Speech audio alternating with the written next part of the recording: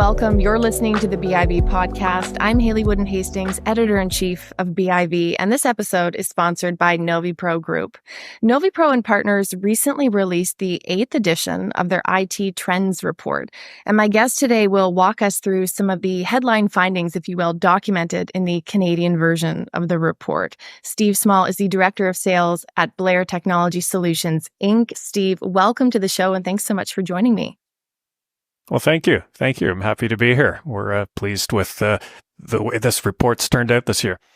It's very comprehensive and there's a lot to get to, but perhaps to start us off, can you walk me through the purpose of the report? As I mentioned, it's in its 8th year now, and also where the findings come from.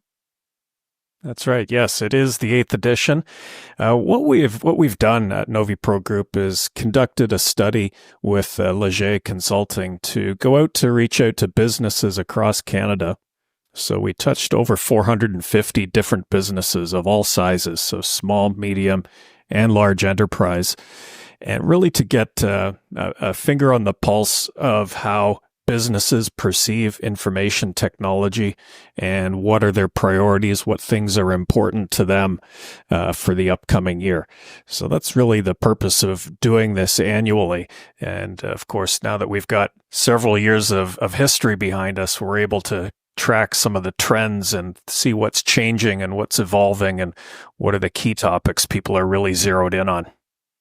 I think that's great to have that multi-year perspective. And certainly as a user of technology, there's some trends that have emerged over the past couple of years that maybe weren't quite as high profile 8 years ago when the first edition of the report came out. But why don't we walk through some of the sections in the report? And I'd encourage listeners to take a look. There's so much data.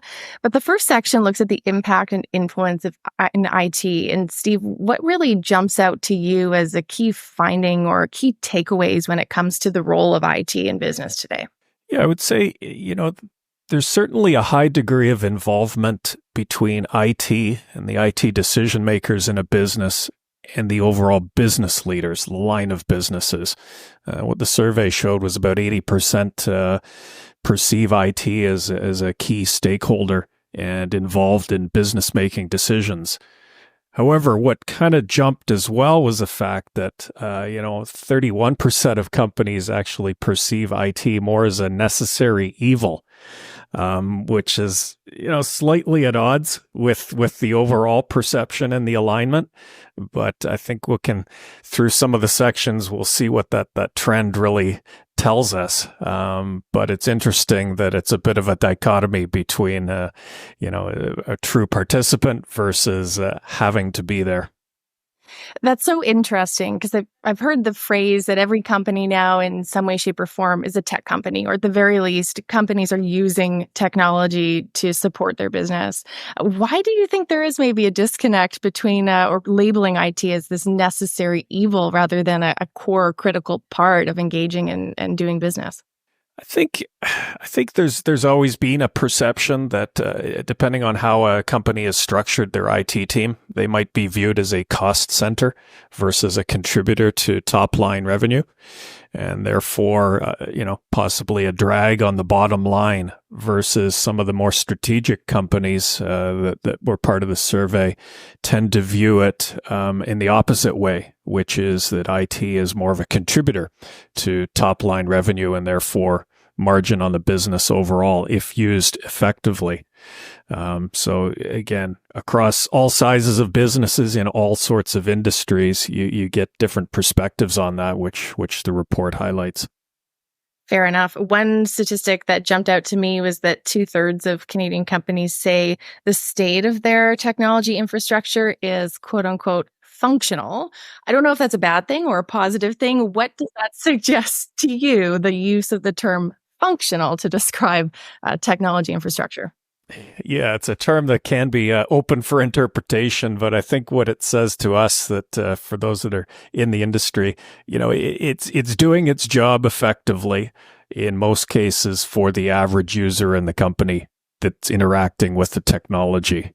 However, the percentage of folks that might have a different opinion on that may be the ones that are in the camp that say, look, we're not necessarily doing all of the strategic things that we could be with IT. So I think the door is open there within Canadian businesses, at least, that they could be doing more with technology. Perhaps some room for improvement, maybe. Absolutely. The report interestingly highlights the fact that we're in difficult times and that we're at a bit of a crossroads economically, environmentally speaking. Certainly, there's been a lot of coverage of the fact we're facing a productivity crisis in our economy. We're facing a climate crisis, an acute affordability crisis. Where does IT fit into this equation? What's the opportunity around maybe using IT to help address some pretty pervasive and challenging business problems? Yeah, I think you're right. I mean, certainly in Canada, if you look at studies, Canada tends to lag its peers in the world from a productivity perspective. And as you pointed out, there are all sorts of macroeconomic factors that contribute, but specific to IT, I think there's gains that can be made for those companies willing to be strategic and make the leading edge investments to really be able to use IT as a competitive advantage to improve productivity and overall operational effectiveness. But again, we see differences in the Canadian market where, probably not surprisingly, some of the larger organizations tend to be leading in that space, mainly due to having more resources from a budget perspective available to them. But I think what's the important message for small and medium businesses is that to stay competitive in that space, they really need to be mindful of where they're placing their valued IT dollars and making sure they're placing their bets accordingly. What has been the trend line, if you will, Steve, when it comes to the cost of IT solutions? Is it becoming, generally speaking, more affordable or more realistic for smaller or medium-sized firms to make necessary investments to meaningfully, say, address or improve productivity? I would say through the pandemic years, we've seen a little bit of an uptick in certain costs, mainly around hard goods, et cetera, due to supply chain issues. But in 2024, we're starting to see that smooth out a little bit. So from a cost perspective around, pure capital, that has been a challenge, but we see that perhaps diminishing. But I think the more significant investment that particularly small and medium businesses need to be looking at is the cost of their human capital and the skills and the skill sets necessary to remain competitive. We see more and more of those firms starting to look outside their organization for some strategic help in being able to fill some of those gaps rather than taking on full-time employees necessarily and looking for those skill sets in-house. I have to imagine one area where firms of any size might be looking for some of that outside perspective or skills or help might be as firms consider AI. As an IT industry leader yourself in the industry, tell me a bit about how, say, you and your peers are thinking about AI adoption and how you approach, say, the risk versus reward of implementing AI in a business. Yeah, this is, the study showed this quite abundantly this year. AI is on the minds of everyone in the IT world. And it's really, we're right at the beginning of this new frontier. We've kind of passed through what was the cloud phase, I will say, and a lot of people have wrapped their mind around that. Now we're at this phase with AI where clients are really wondering what to do with it. Again, no surprise that some of the larger organizations with the resources and the means can afford to be a little bit more on the leading edge because they can afford to take some risks. Because that's one of the challenges I think any client is facing currently is placing their bets strategically, given that we're right at the beginning of this next revolution in terms of how AI can play a role in just about any function within a business. It's easy to perhaps run into things and invest money without the particular line of sight to the return on investment, whereas some of the smaller businesses obviously don't have that luxury, and therefore the survey shows that many of them are still potentially sitting on the sidelines. The drawback, of course, of staying on the sidelines too long is that clients and companies will miss opportunities. And therefore, that leads to getting further behind where their peers, not only in Canada are, but globally as well. It's an interesting point, as you say, that the strategy or the strategic thinking piece is quite important, especially if AI is going to be here. It's also evolving quite rapidly. Where we are today is quite different than where we were 1 or even 2 years ago. Does the report shed any light on how organizations are prepared for AI, either whether they're prepared to adopt it internally, but also whether they're prepared for the disruption that might come from AI? Yeah, I think they're certainly ready for it. But the question is, how are they going to adopt it? Some of the interesting facts that we saw that, 91% believe that it will definitely transform their business. So that's probably not a surprise. But only 69% of non-IT decision makers really believe that. So that was a bit of a surprise to us. Wondering what the other 30% are thinking in terms of AI, because again, aside from the study, it's prevalent everywhere that you hear media and entertainment and other sources. So be interesting to see how those companies come around between now and next year, and whether or not that kind of closes the gap for the non-IT folks in the business versus those that are living and breathing it more on a day-to-day basis in IT specifically. Absolutely. And can you give us a bit of an update when it comes to Canadian companies generally? How is AI being used today? In what ways? What tools are being implemented? It's being used in all sorts of different fashions. I mean, with the advent of things like ChatGPT, I mean, it's in everyday life for just about everyone, whether they're in business or not. Where we're predominantly seeing early adoption is around productivity tools and things like chatbots for customer service transactions. We're seeing some interesting advances in healthcare and the ability to, do things like interpreting radiology and providing more timely and accurate results from that perspective. So it's it's interesting to see how it's becoming more pervasive cross industry, because again, there's no business that is sort of immune from this technology and where it's headed. Are you seeing much overlap or intersection between artificial intelligence tools and the issue of cybersecurity? Absolutely. There's definitely an intersection there, and that, applies to IT governance as well. Again, early adopters with tools such as ChatGPT, you can certainly read all of the cases out there where clients have asked, all sorts of interesting questions, but using proprietary company data, which now becomes public domain.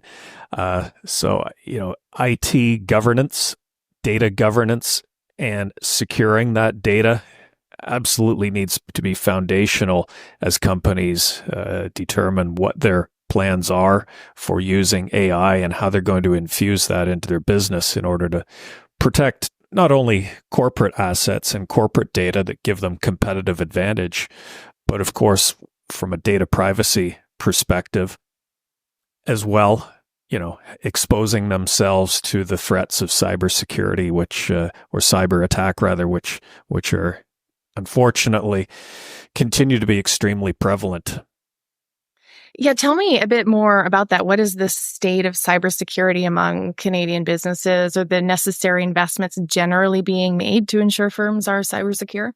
In general, clients are paying attention to this. This was probably one of the top things that came out of this report, is that it continues to be one of the top focuses. Between AI and cybersecurity, those would have been the top two takeaways from this report that we found that businesses were focused on. A lot of times the threats tend to be internal in nature, which is what the data showed us, versus external, which is interesting. But certainly all companies are focused on it. It then becomes a question of, what are they actually doing about it?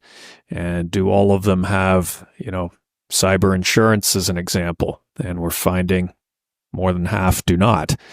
There's certain inhibitors to that, of course, but then you're also finding clients that don't necessarily have business continuity plans for cyber attack. So while it's top of mind, there's still a lot of room for growth in terms of putting the execution in place to actually have a resilient environment and being in a position to do the best you can to protect against the threats that are out there. Well, one thing that leapt off the page at me is the cost of cyber attacks, that 24% of successful attacks or breaches cost more than $500,000 on average. And so when thinking of sort of the risk versus reward or the cost of maybe investing in a tool to shore up cybersecurity, it's important to also think about the cost of not doing anything. That's quite a high number.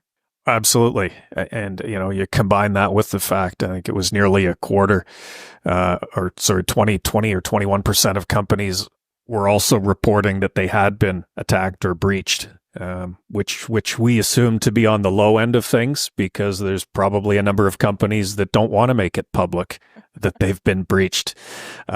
So that's just kind of the tip of the iceberg. But you combine that with the average cost. Absolutely. I mean, you can't afford not to take action. I think, again, where we see a bit of disparity between larger enterprises and smaller ones is that the smaller ones don't necessarily have the economic resources that the large ones do. So again, they've got to choose their solutions and choose their partners carefully to make sure that they are maximizing the investments they're able to make. But certainly sticking one's head in the sand and pretending that it won't be me, I don't think is an alternative for any company out there. No, and not to sound too cynical, but in thinking about AI and the tools available to businesses, to consumers, I imagine similar tools are available to those who are looking to deploy a cyber attack of some kind. Is that something we can maybe expect in the years to come, the increasing sophistication of these kinds of attacks and threats? Absolutely. I think that's, proven itself, unfortunately, in any aspect of IT in terms of being able to protect over the years. Now, the good news is, though, that we're also seeing an uptick in the sophistication of the tools that are available to protect businesses. We're seeing more and more infusion of artificial intelligence and AI in the cybersecurity protection methods. We're seeing more solutions being available to clients on a cloud or software as a service consumption model, so that there's almost a democratization of the available technologies, the leading edge ones, to even the smaller clients.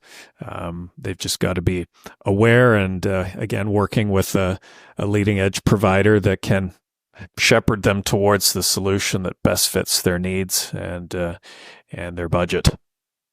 You'd mentioned earlier the issue of investing in human capital and those who have the understanding, the skills to deploy and manage the kinds of technologies that we're talking about.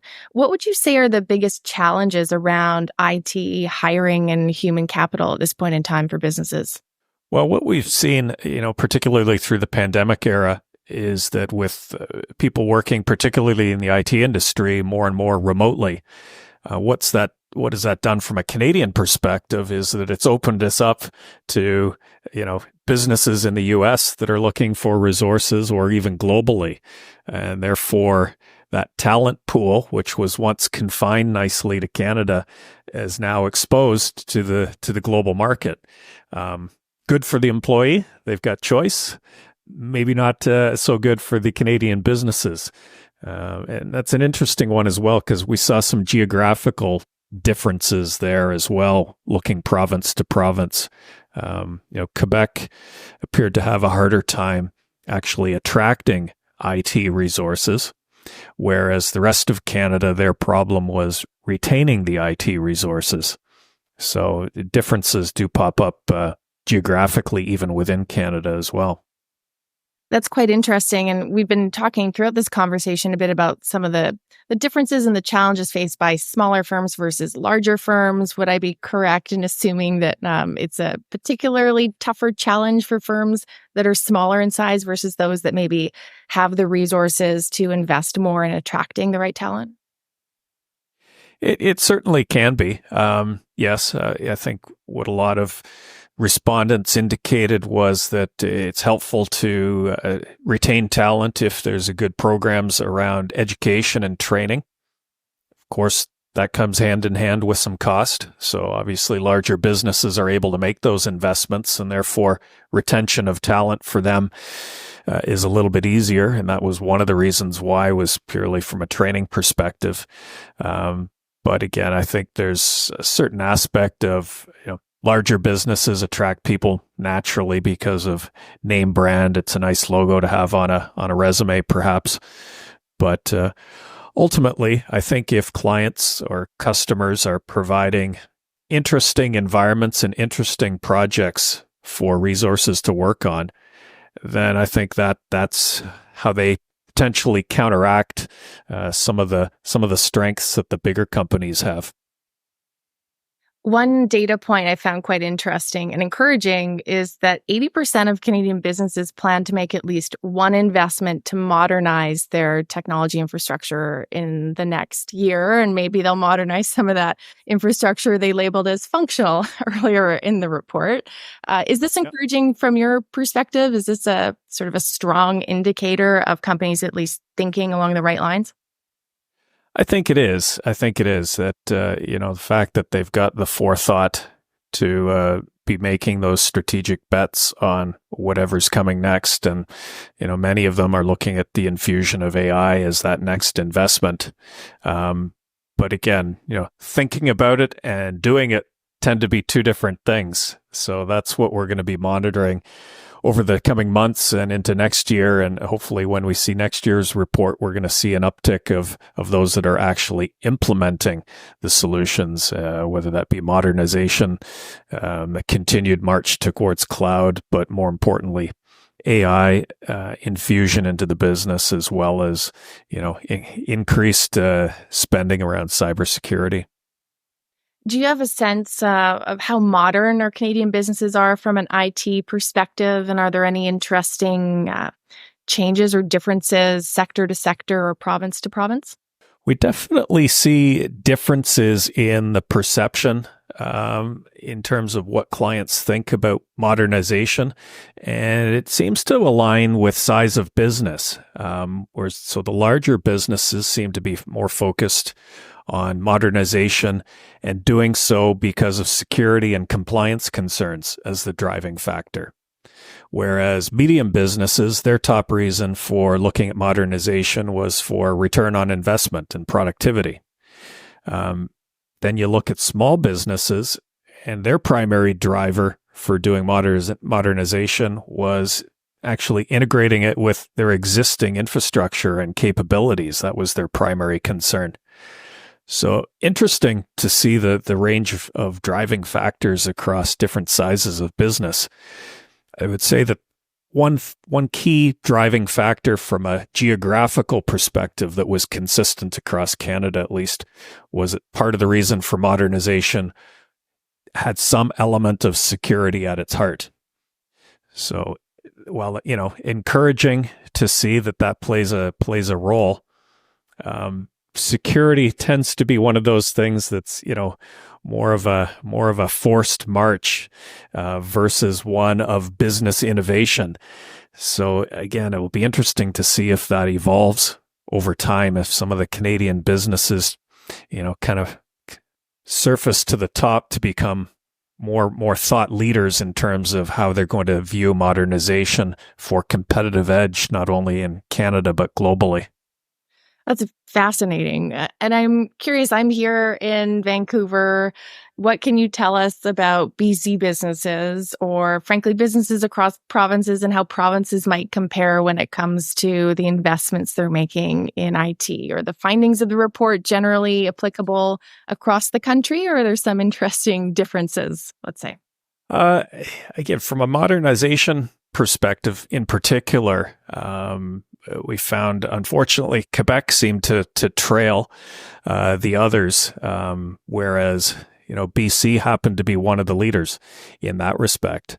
So encouraging for your local audience there, for sure, from an IT point of view. Not sure whether it's that fresh air and the view of the mountains and the sea that sparks creativity and thought leadership. But I think, perhaps to some degree, it may go hand in hand with the stat I commented on earlier, just about the ability to attract talent in Quebec in particular. That might be part of the challenge that they're facing in order to be more on the leading edge of things with respect to modernization. Mm-hmm. Before we close, Steve, I want to ask you, what are one or two of your top takeaways? And to our audience listening, I would encourage everyone to check out the report, and we'll link to it in the show notes in the description. But from your perspective, Steve, what stands out for you, and what should businesses really try and take away from the report? I think one message that was clear throughout all of the sections was that if there is tight synergy between the IT leadership and the business, and if they each have a seat at the same table and the communication is clear and open, then those businesses tend to be more on the leading edge of things. If there's misperceptions of IT being more of a cost center only and not a contributor to the top line and bottom line of the business, then we tend to find those folks in the lagging category. Again, the other key takeaways were that, we consider AI and cybersecurity to be two of the foremost topics of interest this year.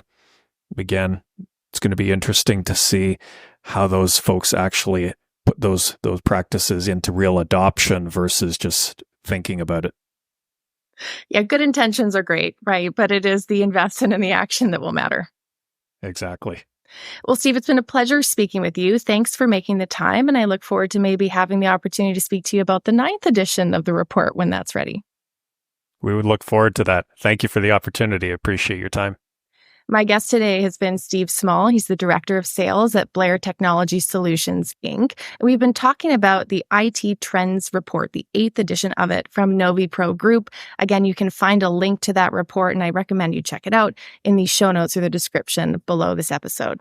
You've been listening to the BIV podcast. I'm Haley Wooden-Hastings, Editor-in-Chief of BIV. You can listen to this or watch it at biv.com and also find our archive of podcasts available there as well. Thanks again for listening.